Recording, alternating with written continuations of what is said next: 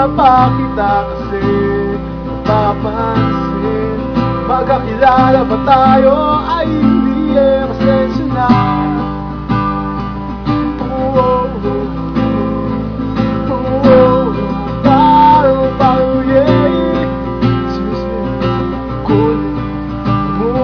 Lang po, yeah. Maganda mo parang tumawa, pwede bang magpakilala? Magpakilala sa'yo. Huwag kang matakot sa'kin, di ako